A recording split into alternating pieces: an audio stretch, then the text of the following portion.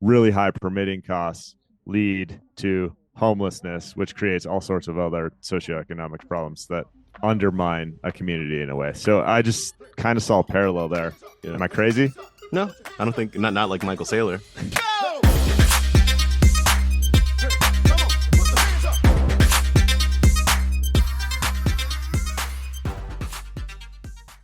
This podcast contains the arguably witty banter of two friends, Skippy and Doogles, that like to debate about investing.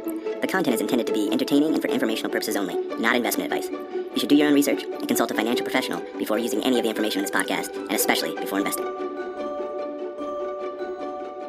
Coming to you from the L to the V player.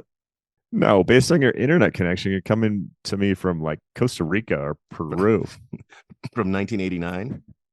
Yeah. You're not in like the ritziest place in the world. You're in a third world country right now. I'm sure of it. It is surprising.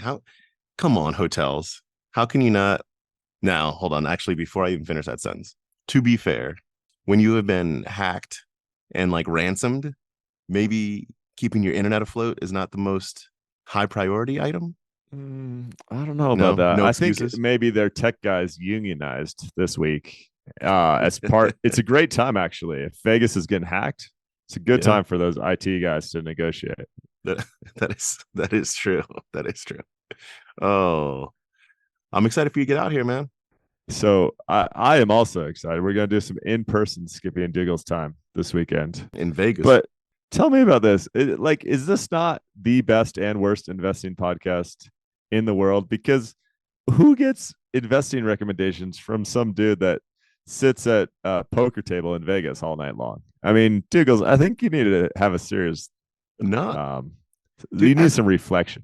So while I was sitting at this poker table, I was thinking about we've discussed it, and it was just hitting me more and more how analogous the two things are.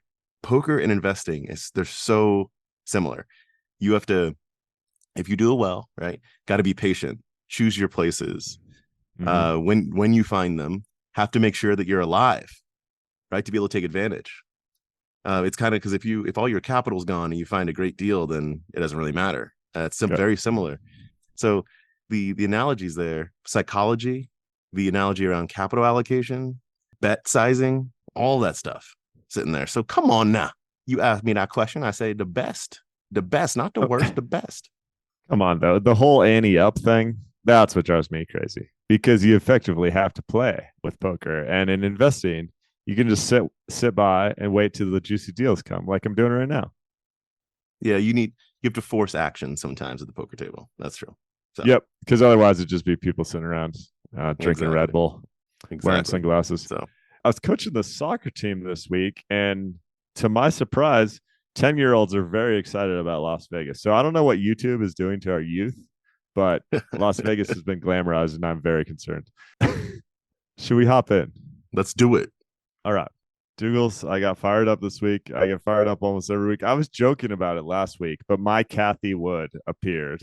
It was delivered to me via social media. I was trying to avoid it like the plague. And it was your boy, Dave Ramsey.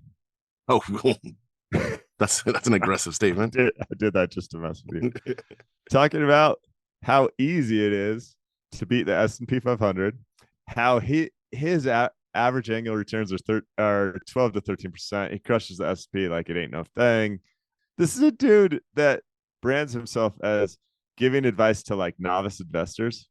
So first of all, it's incredibly difficult to beat the S&P 500 or almost any other reasonable index out there. Second of all, when he quotes those figures, I'm ready to go on the record with 99.9% certainty that he just managed to forget about his bankruptcy in 1988, Doogles. When he lost it all, when he had a $4 million real estate portfolio that was highly leveraged, like it just drives me crazy. I think the main thing I'm frustrated about here is an offhanded comment like that says, oh, it's easy to beat the S&P 500, because the people that are listening to his show are the ones that go, well, Dave Ramsey told me to do this, so it must be a piece of cake.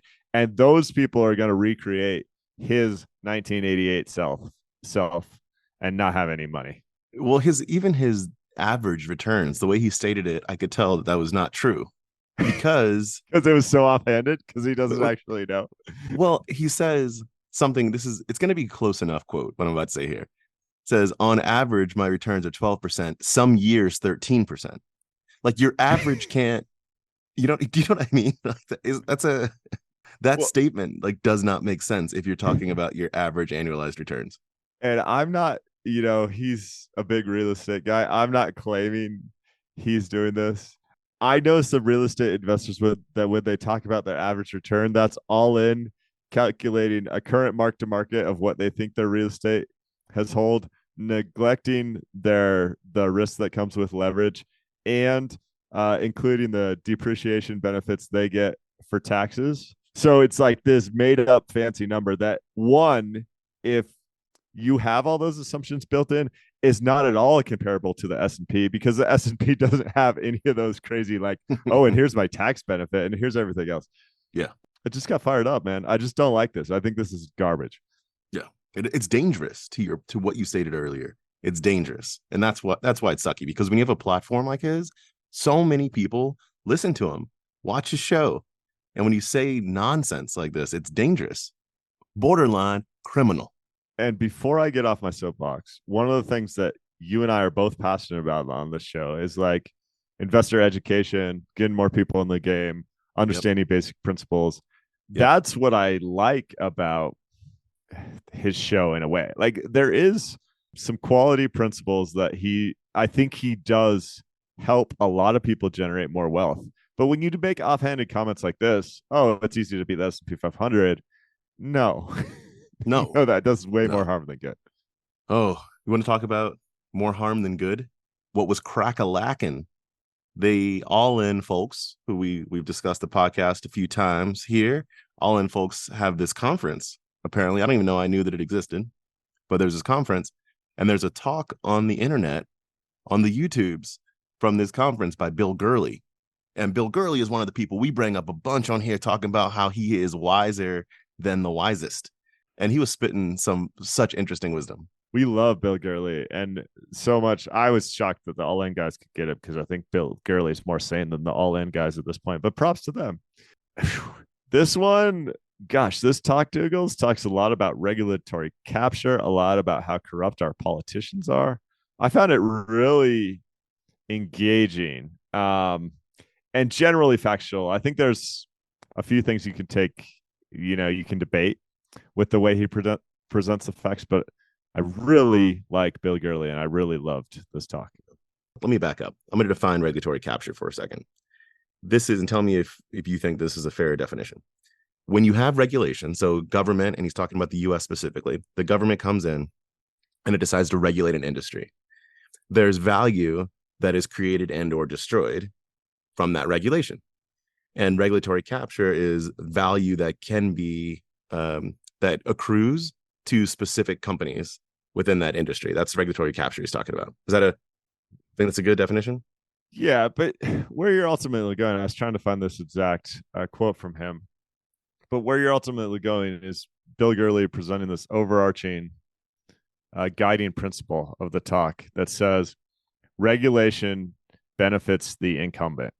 And so if you're Meta and TikTok right now, you want social media to be more regulated because it makes it harder for new entries to come into play. If you're a cable company like Comcast, you want the Comcast industry to be more heavily regulated by the government because it makes it harder for new players to get through those barriers and entries. And he gives examples throughout the speech of how we shouldn't be surprised when someone like Zuckerberg or the Comcast execs or the AT&T execs, go to DC and say, oh, it's really important that you guys regulate this issue, because that creates a huge advantage for the legacy players. And he shows the data that he shows here.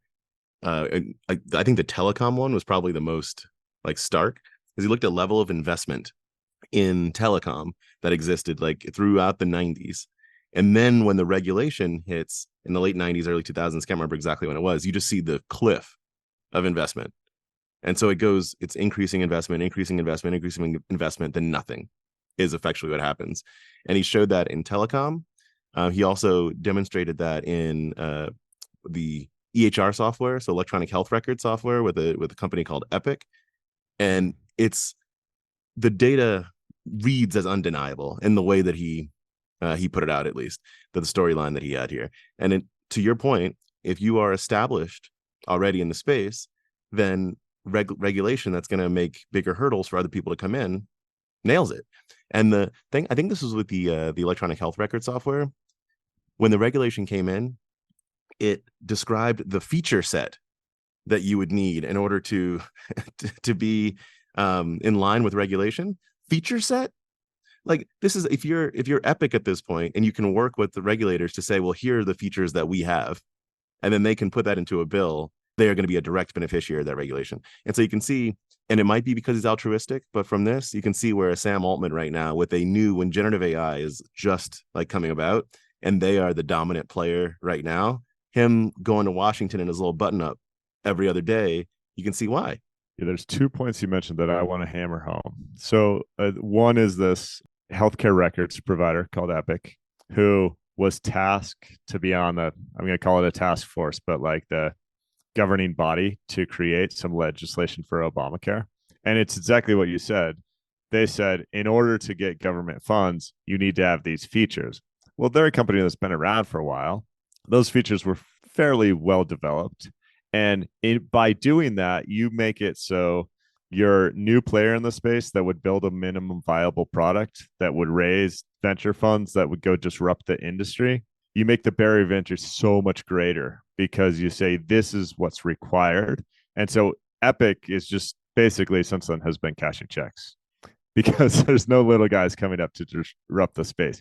You also mentioned the venture funding for like telecoms. The point that I don't know is crystal clear there is Bill Gurley is saying, and he's right, that the reason venture funding is falling off a cliff and eventually gone to zero for startup telecoms is because you can't create a startup in the space because there's too much regulation to even get there. You'd have to go, have $50 billion or some ridiculous sum. So yeah, I'm totally with you. I just thought this was incredibly thought-provoking. It's called 2,851 miles, which happens to be the distance between Silicon Valley and Washington, D.C. Watch this talk. It's phenomenal. We'll put it on the Substack. It's so funny. This talk actually reminded me a little bit of another article I read online recently that talked specifically about, I've talked about this before, the tie between housing prices and homelessness. And effectively, the number one driver of homelessness is a high cost of real estate. And maybe this, in a way, ties back to the Mr. Money Mustache article we talked about last week, Doogles. The high cost of real estate, one of the things that's controllable there, rather than just supply and demand, is total cost of permitting. So, like, some reason for me, the Bill Gurley's points on regulatory capture really related to, like, high permitting costs in areas where it's complete overkill to have that permitting. And then the unintended consequence in Bill Gurley's eyes with this talk of high regulatory capture and high regulation is the legacy players get dominant positions, their profit margins increase, and you kill startups in the space. I think if you make the parallel to housing, and maybe I'm crazy here, really high permitting costs lead to homelessness, which creates all sorts of other socioeconomic problems that undermine a community in a way. So I just kind of saw a parallel there. Yeah. Am I crazy? No, I don't think not like Michael Saylor. Are we spending any time talking about Michael Saylor on this podcast? I don't think so. It's just when you say the word crazy, I just think about Michael Saylor. One of the other points that wasn't the core of the talk, but that I think was interesting in this too, is that Bill Gurley was saying he can have this conversation and raise these points now because of where he is in his career. Because he's like, nobody's going to let me into Washington now that I'm throwing all this out, but he doesn't need to go to Washington, which is different than if he was earlier in his VC career or he was trying to start a company, then you might need some ties, right? But he's just like, I can say whatever I want. His career is he's done, right? He doesn't need anyone or anything at this point. And so it's kind of a sad reality in a way. Well, let's talk about that a little bit. The example that he starts off the talk with is he's early in his VC career trying to launch a new company. And there's some regulation that gets in the way of that. This was basically citywide Wi-Fi. It was a company that could provide that. And he implies that he had mayors from all over the country that were really eager to sign up and create revenue for this startup. So he's super excited about that. He realized there's some regulation that stands in the way of that. And so he kind of put on his lobbying hat. And I'll cut to the chase here, Doogles. Effectively, the way he was able to get meetings that he wanted to get, but the demands for checks to donations basically were a little ridiculous. And he says that opens his eyes to all the other things that were happening here. Yep. And then talks specifically about like lobbying folks at Comcast. And people called what was it? The most powerful unelected official. Oh yeah. Like, how are those two words? Like, how do those two words go together? It's a good talk, guys. Seriously, it's like 30 minutes. You can listen to it 1.5 times if you need to, but I think it's really thought-provoking. All right, what you got next? I got a quote. I like this quote. This is from our boy Li Lu. We walked through a in-depth presentation of him, I think 2 or 3 weeks back. Simple quote. It says, part of the game in investing is to coming your own. You must find some way that perfectly fits your personality. Yeah, it's something we've talked about a bunch in here. I think he captures it beautifully. There are many investing styles you could potentially have. You just have to make sure that it fits your psychology. I love it. Yeah, and this is just so true to being able to succeed in investing, because you just mentioned it with poker, right? Half of it is staying in the game, maybe more.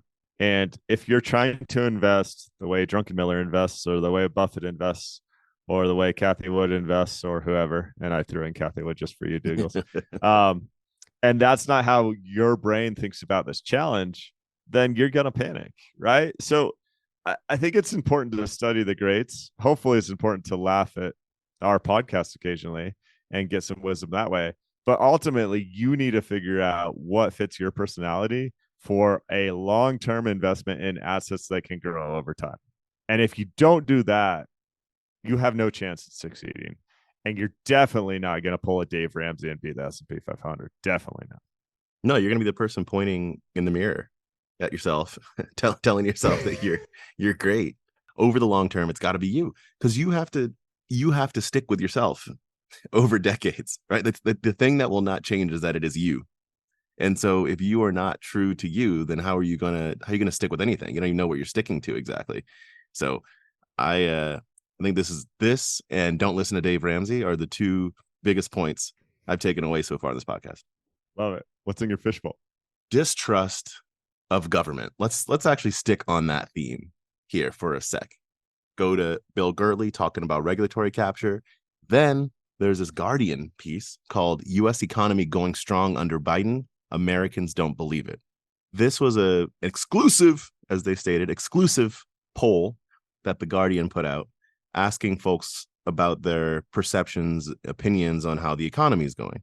And what it demonstrates is people just do not believe what I would call, in some of these, what I'm going to drop is just a couple facts.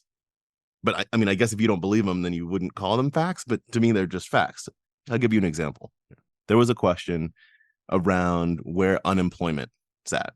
51% of people that were polled believe that unemployment is near a 50-year high. 60% of people that identify as Republican, 40% of people that identify as Democrat, 53% of people that identify as independent. Unemployment is near a 50-year low right now. Yeah, I mean, hold up here. I really don't want to interrupt. This is insane. I know. This is like the exact opposite fact. And it'd be one thing if unemployment was above 10%, like only 40 years back when half these people weren't born. Unemployment during COVID was like 15%. When everyone got laid off initially because we didn't know what was going to happen to the world. How do you conflate those? Like, how dumb are these people, or how bad are these? It's just it's just not believing. Because I think people they grab onto themes. So a theme might be Biden is terrible, therefore the economy under Biden is terrible, right? And so I'm not going to believe any data that goes against that belief. Here's another one. grab onto your chair here for a second. 59% of respondents said they believe the S&P 500 is down this year. I mean, that's not even government data. Like that's just like pull up whatever you want. The S&P 500 at this point in time is up 16%. It's a, I don't know. I think it ends up when you hold on to an ideological like stream of facts, you just ignore something that's just sitting in front of your face. This gets back to that Netflix movie. Was it Just Look Up? Something like that it was called. And Yeah. when everyone's like, there's not a meteor. You go, the thing is flaming through the sky right now. Do you not see the meteor?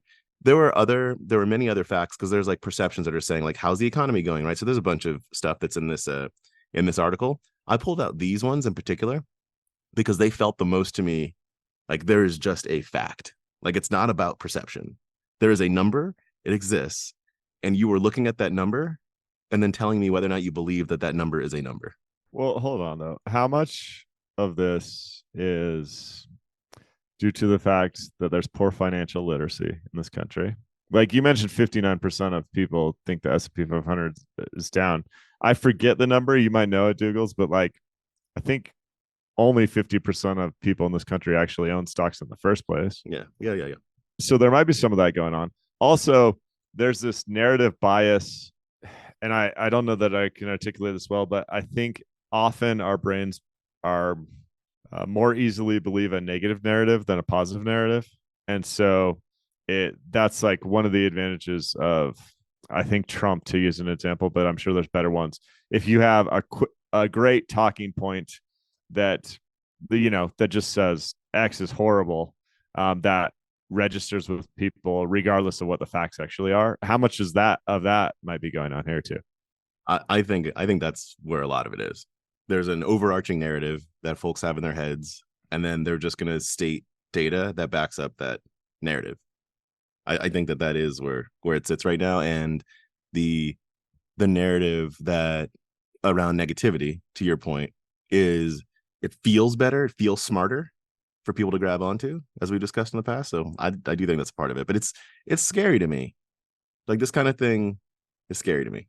Okay, so let's just set the record straight on these two things, because I don't like talking about how both political parties just yell that the other one is stupid these days, because that registers with people's brains. So current unemployment is about 3.4%, which is the lowest in 54 years, and basically the lowest we've ever seen. I remember long ago in some of my economics classes in college, there was debate at that time about like a 4-ish% unemployment being the best that developed societies can do, and some arguments for unemployment rate less than that actually being detrimental to a society because there's not enough movement between positions and locations of locales. And this is less. Yes. The second point that we need to set the record straight here, Doogles, I actually don't know that I have. With what, the S&P's up 15-ish%? It's something like that. I'm not sure what happened like this week. It's something like that. Certainly not down. No matter what, there's a plus sign in front of the number. Pretty solid plus sign. Yeah, pretty solid plus sign. Facts. If we can't even align on the facts, because I'm very down. I mean, as you know, and there's kind of a theme behind this whole podcast, I'm very down to have disagreements around perception, around insights, around takeaways. You can take the same set of data and have different takeaways. It's actually a beautiful thing. But if you can't align around what the facts are, then takeaways become nonsensical. It's all just general belief. And so what I'm trying to say is, we can say unemployment is 3 point whatever percent, and I hate Joe Biden. And I go, cool. Like I'm game for that. But what is confusing and or dangerous to me is when we say unemployment is at a 50-year high and I hate Joe Biden. Then I'm like, well, I mean, is the second thing also not true? Because the first thing you said wasn't true.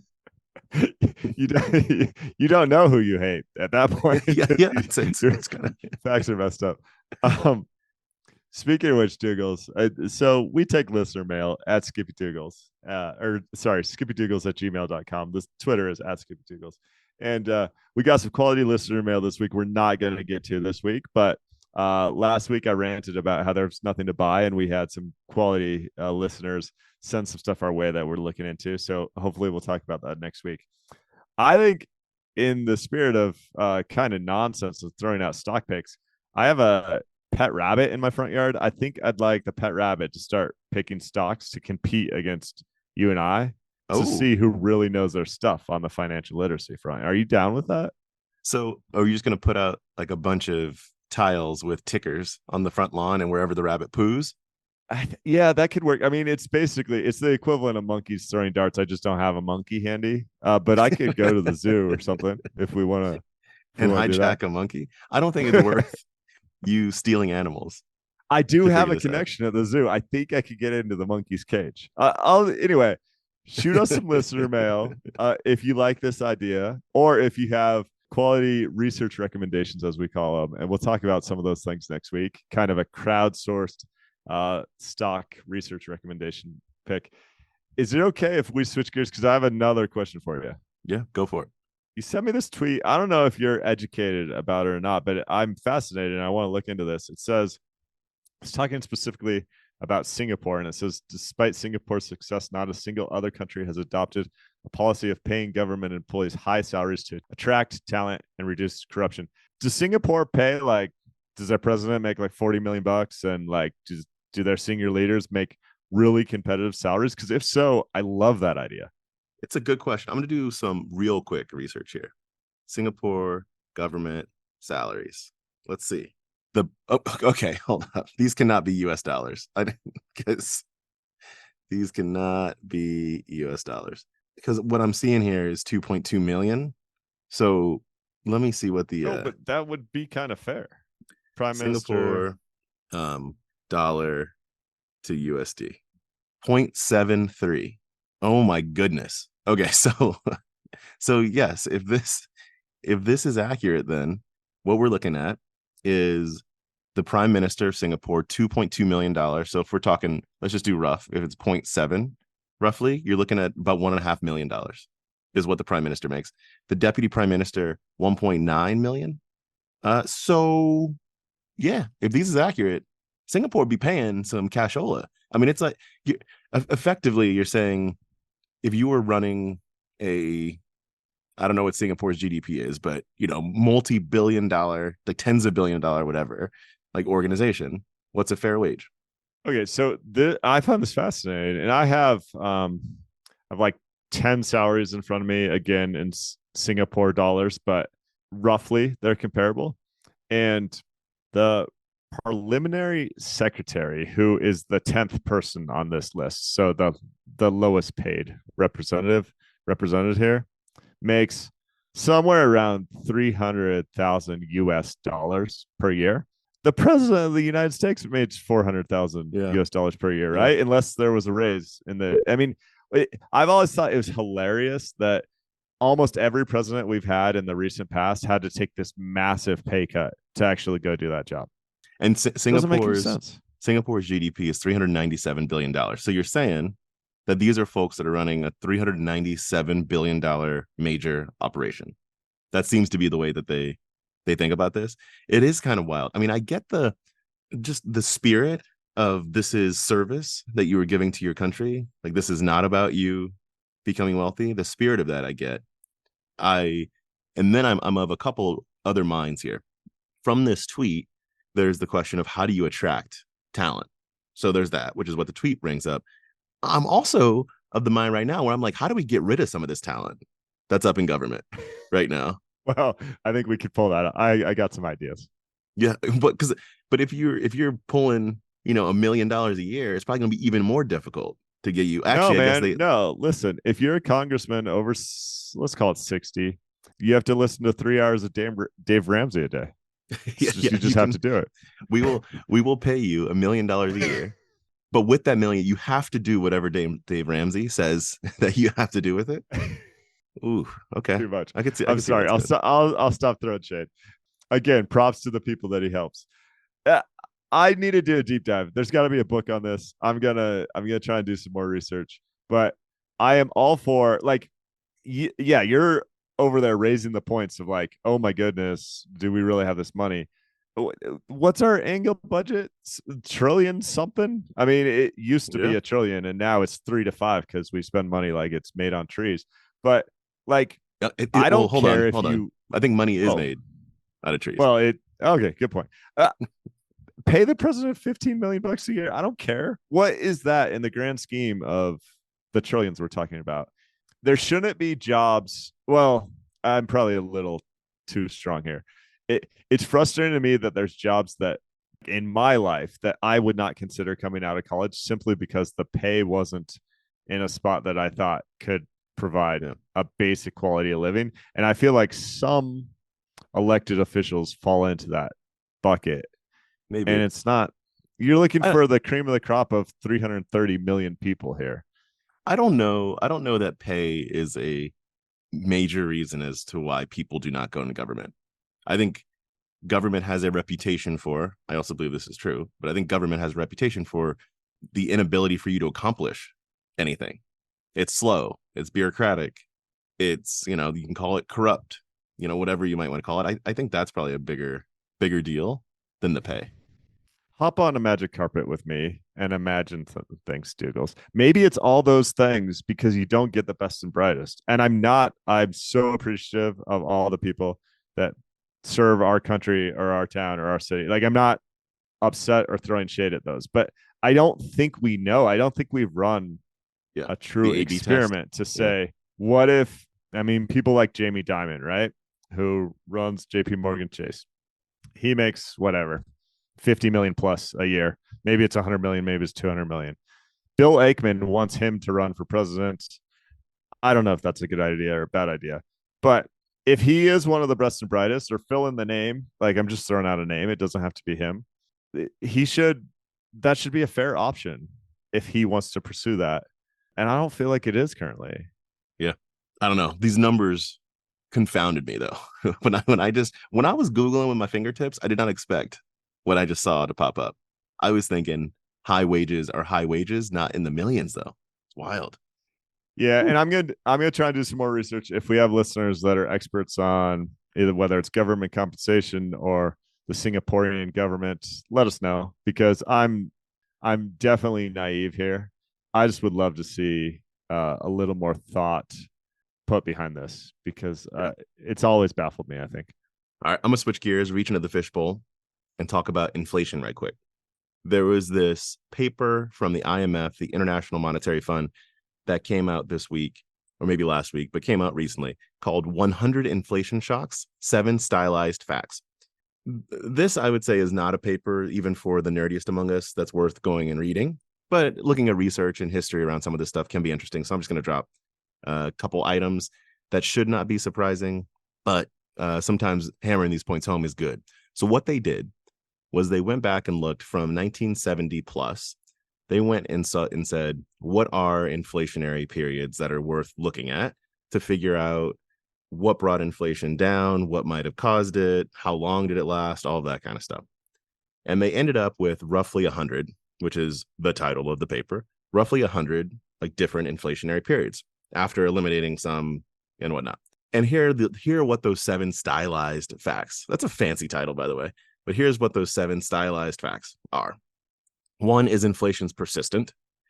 2 is most unresolved inflation episodes involved premature celebrations. So people got all like on the high horses and said we've conquered it too early. 3, countries that resolved inflation had tighter monetary policy. 4, countries that resolved inflation implemented restrictive policies more consistently over time. 5, countries that resolved inflation contained nominal exchange rate depreciation. 6, countries that resolved inflation had lower nominal wage growth. 7, countries that resolved inflation experienced lower growth in the short term, but not over the 5-year horizon. Those are what the 7 stylized facts are. The one I am going to focus on that I think is worth hammering home is one that we've hit on a number of times here as well. And this gets to that first point, inflation is persistent. What they found was over these 100 inflation shocks, 60% of them were in the 5-year plus time frame. is how long it took. And even if if it took less than 5 years for inflation to go away, on average and median was like 3.5 years that it took. Those points are important. Now, if you go, the reason I say this paper may not be as worthwhile to read through is because when you look at the methodology that they have and what the 100 data points are, something like 60 of the 100 were the 1973 to 1979 period, just like in different countries. And so they're basically looking at one period as 60% of where the shocks came from. It's different countries. So you could say that there's more to study there, but yet and still. But I think that point around inflation lasts for a while. And then if you marry that with what Jerome Powell repeated again this week, is we are going to hold rates steady for a while. They're going to be higher for longer, and we might even raise again this year. This all tells that same narrative. I mean, yawn.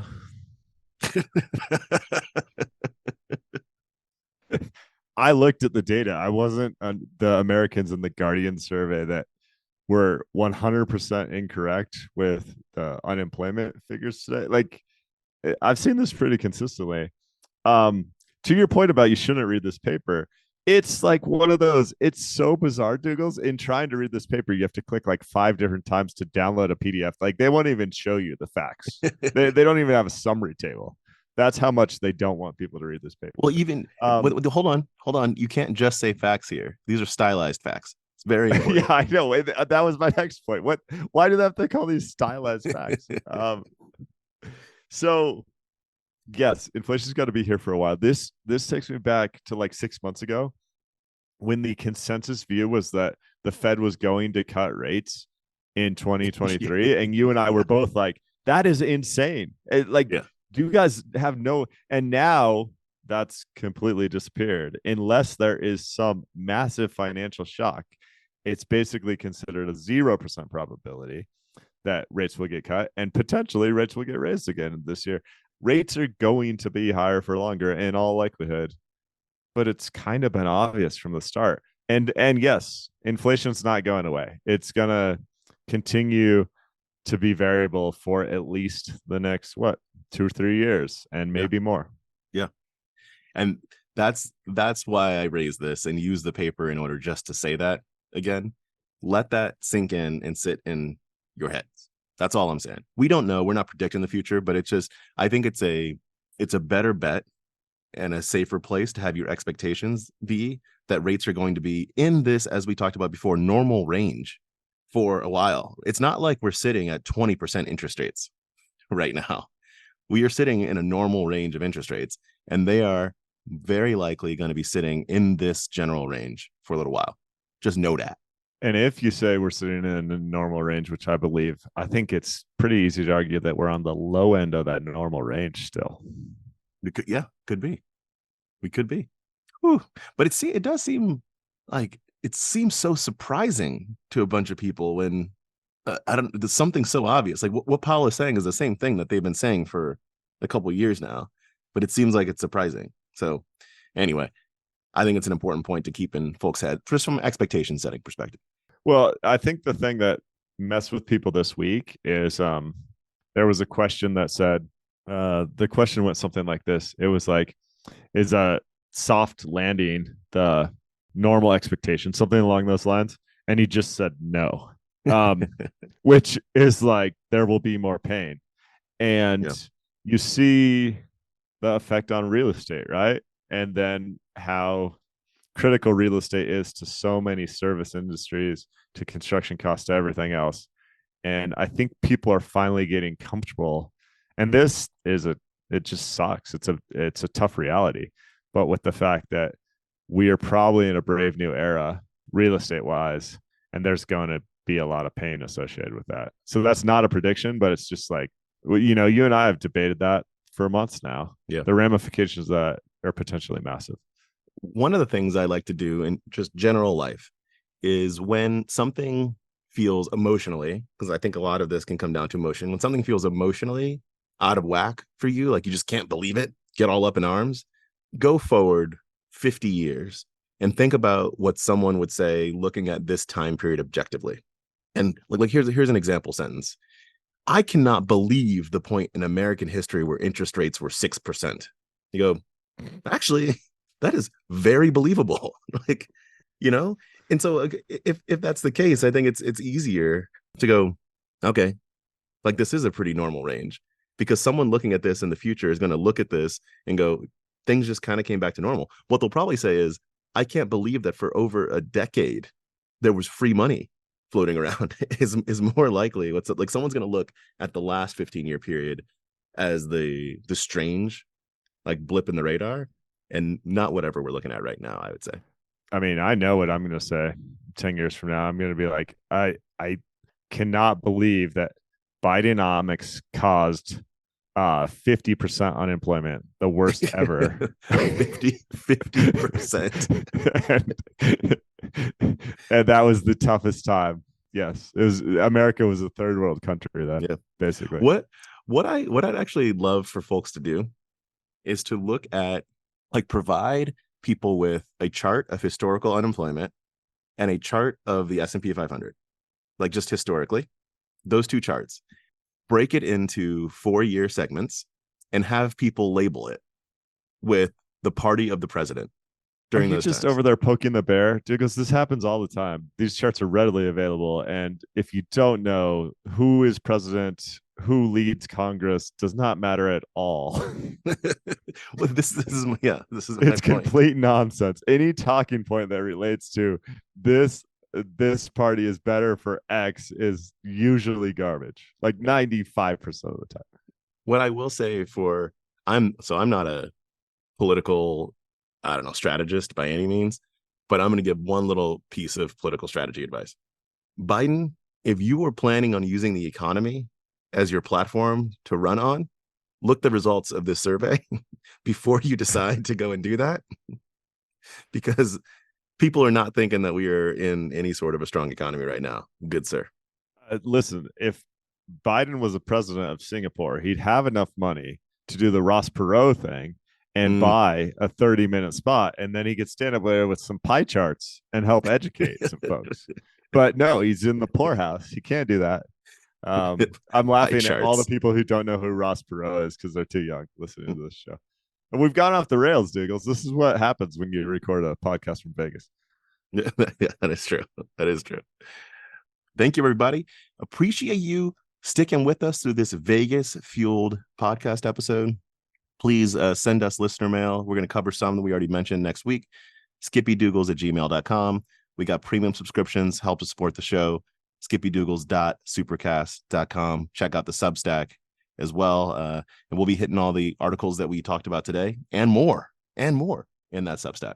So thank you, everybody. Thanks, guys.